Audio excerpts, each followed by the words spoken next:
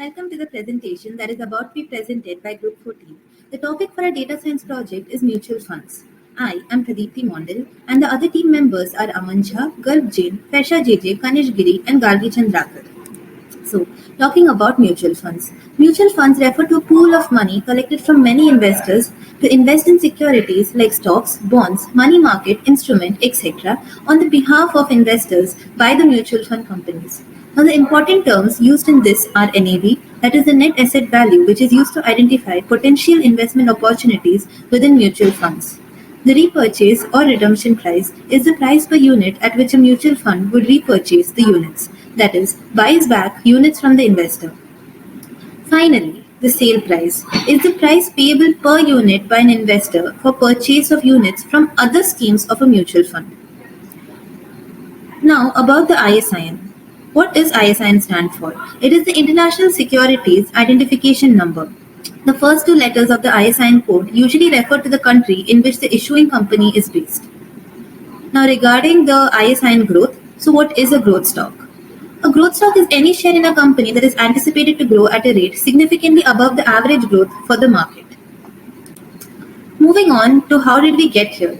So looking back as to how we ended up choosing 31 datasets out of 5,711 different datasets was that we did a systematic random sampling with an interval of 6 months. That is, we took the dataset of 1st January and 1st July of every year and we took those 31 total data sets. So even after taking those 31 total data sets, we found out that only 26 actual data sets were important, as the other 6 had NAN values, that is not a number or a missing value in the data, were found in the repurchase price and the sales price. Let us walk you through the code.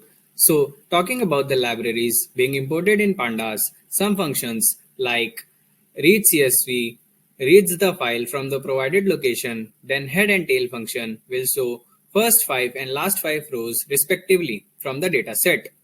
Info function plays a major role for information about our data, such as the column names, number of non-null values in each column, feature, type of each column, memory usage, etc.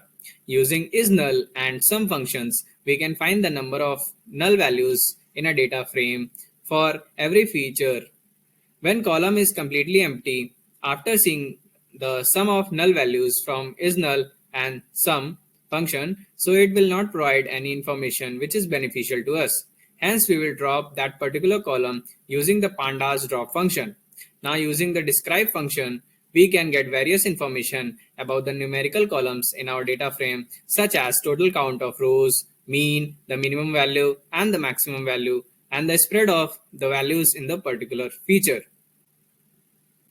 Data collection consists of 6 basic steps. First, installing Kaggle, then uploading our Kaggle API token, followed by creating a Kaggle folder and giving permission for JSON to act, and finally downloading the data and unzipping the data. The next step after data collecting is data preprocessing and cleaning. Data preprocessing involves transforming raw data to well-formed datasets so that data mining analytics can be applied. Data cleaning is a process through which a messy data is transformed in organized and corrected way. We did cleaning and preprocessing for every data in our sample, and here we randomly took 7 data to explain. First line of code reads the file. The second and third gives us the head and tail of dataset. Dot shape gives us the number of columns and rows, and dot is null round parenthesis dot sum round parenthesis gives us the number of null values in each column. Continuing the processing further, we have converted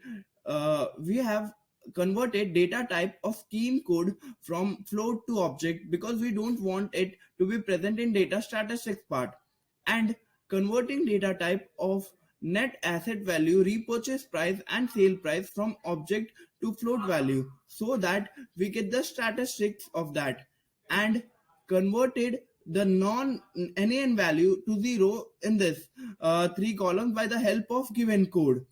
Dot info gives us the complete info of the data set. Now we cleaned the data by dropping date, scheme name, ISIN div payout and ISIN div reinvestment. Now for data cleaning and pre-processing, we come to visualization. So what is data visualization? It is a graphical representation of information and data in pictorial or graphical format in order to draw conclusions about the information in our data set. The various plotting libraries we have used are Matplotlib, Seaborn, and Plotly. Now let's look at the various plots we have used: box plot, scatter plot, line plot, histogram, and bar plot.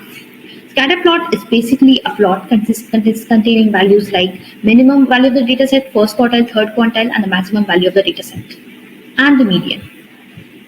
Now, out of the 31 datasets we have taken in the sample, we are going to see the visualization of the first sample. First, we have plotted a line plot for the net asset value versus the sales price. We've also calculated the slope of this line, which is approximately equals to 1, because sales price is equal to applicable NAV times 1 plus sales slope. Sales slope is basically the percentage one pays while buying the shares. It usually varies from 0 to 5 to 6%. Similarly, for net asset value versus repurchase price, the slope is approximately equals to 1 again, because a repurchase price is given by applicable NAV times 1 minus of the exit load. Exit load is a percentage one pays while exiting from a mutual fund scheme. Now let's look at the line plots for sales versus repurchase price. Again, the slope is approximately equals to 1 because of the formula given in the previous slide. And looking at the graph of difference of the sales minus repurchase price versus the repurchase price, we again find that it is linear with slope is equals to 0. This is because in our data set, the sales price, repurchase price, and net NAV are approximately same with a few minor outliers. Now let's look at the bar graph to show and compare the NAV value of various schemes chosen in the data set. As you can see, we have plotted scheme name in the x-axis and the net asset value in the y-axis. Now, looking at the histogram of various quantities, which is NAV, sales price, or the repurchase price, we can see that for the first sample, most of these are scattered around the range of 1 to 20 only. And now looking at the box plot for the first data set, we can find that the box plot for NAV, repurchase, and sales price is almost same, and most of them values are near 10, except the some of the outliers. Previously, we had seen the first sample of the dataset. So now let's look at the sixth sample of the dataset. So starting with the line plots, as you could see in the line plot of NAV versus sales price, or in the plot of NAV versus repurchase value, or in the plot of sales price versus the repurchase price, you could find that the slope of the graph is approximately equals to 1, but with a few distortions. These distortions are due to the presence of outliers, which is because few of the cells in the repurchase price, sales price, or the NAV value were 0 in the sixth dataset. Now, looking at the graph of the difference of sales and repurchase price versus the repurchase price, you could again find the slope is approximately equal to 0, but with a few distortions, again due to the presence of outliers. Now, let's look at the bar graph for the sixth dataset. Looking at the bar graph plotted between scheme name and the net asset value, you could find that in this sixth sample, there are more variety of schemes and the number of schemes chosen as compared to the first sample of the dataset. And now, looking at the histogram plot for NAV and repurchase price and the histogram plot for sales price, you could find that most of the values are around the range of 0 to 20, as was in the case with the first sample of the dataset. Now let's look at the box plot for the sixth data set.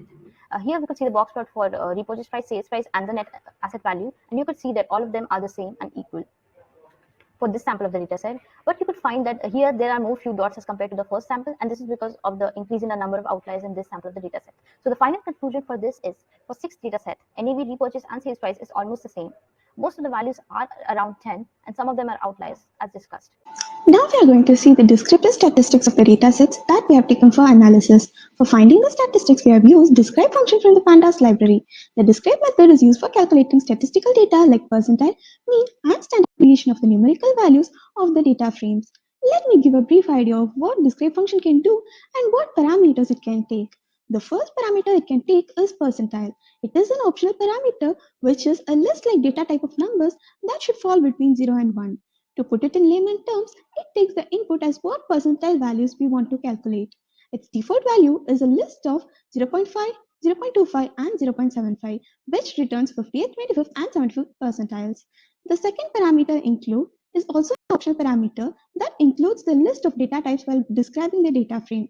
Its default value is none. The third parameter exclude is also an optional parameter that excludes the list of data types while describing data frame. Its default value is none. In a code, we are using the default values for the describe function. The describe function returns the statistical summary of the series and data frame. Now we can see how the describe function works with our dataset. The describe function returns 8 statistical values for every numerical columns. The count represents the number of non-empty values in that particular column. The mean represents the average value of all values in a column. The STD represents the standard deviation of all values in a column. The min represents the minimum value of data in that column, and max represents the maximum value of data in that column. The 20%, 50%, and 75% represent the 25th percentile, 50th percentile, and 75th percentile of the data in that column, where percentile represents the percentage of data values that are less than the given percentile. We have plotted the mean, median, and standard deviation of net asset value, repurchase price, and sale price. From this, we can see that the mean and standard deviation of net asset value, repurchase price, and sale price are almost following the same trend for the data sets plotted. For median, the repurchase price and sale price follow the same trend throughout the plot, and net asset value follow the trend till data set 21, but it highly deviates from data set 21 to 24 and again follow the same trend after data set 24. This is what we infer from the statistics of the simple random sample data sets which we took for the analysis. Thank you. So after doing the data cleaning and processing, visualization and statistics, we will now test our analysis on the basis of hypothesis testing. So on the basis of visualization statistics, we analyze that the value of a dependent variables, that are repurchase price and sales price, are linearly dependent on the independent variable, which in this case is net asset value. Therefore, we will make a hypothesis regarding these three variables. For this, in Python, we use two libraries basically. One is SPICY, another is statsmodel.stat. We use SPICY to do t-test and statsmodel.stats for z-test. Now next, there are several tests we can implement. For example, t-test, z-test, chi-square, and ANOVA test. But at present, we will be doing only t and z-test because rest are for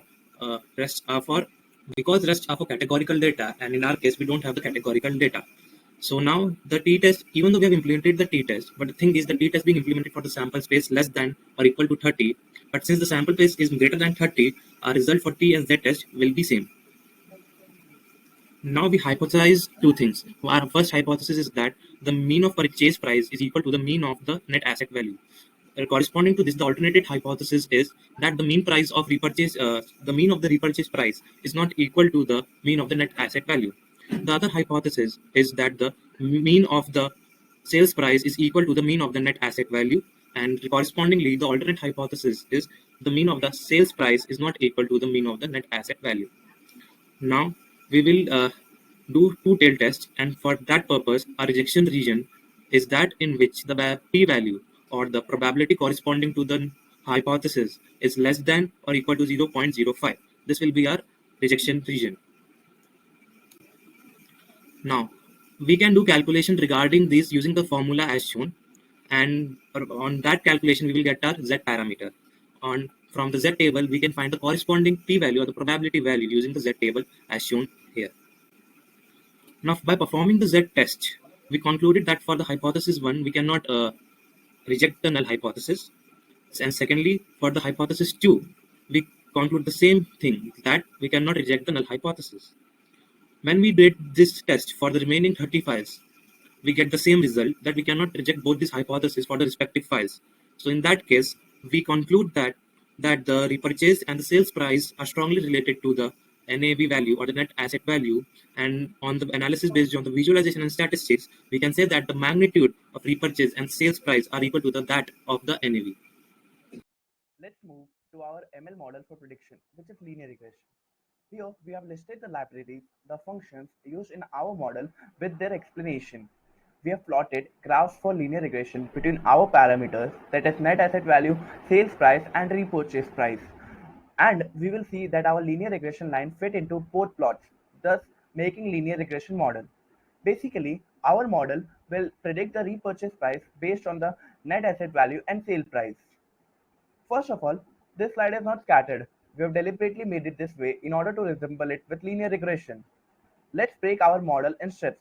First step, we decided which parameter we will predict and which parameters will we use to predict. Second, dividing the complete data in test and train data in 30:70 ratio. Third, making the linear regression model and feeding training data in the model. Fourth, predicting values of repurchase from test data and plotting graph between predicted and actual value in order to compare them. Fifth, finding accuracy and error of our model. Sixth, determination of R-square factor. It is a statistical measure of how well the regression predictions approximate the real data points. Having an R-square factor equal to 1 says that our regression predictions perfectly fit the data. This is our code and their outputs in form of graphs and value.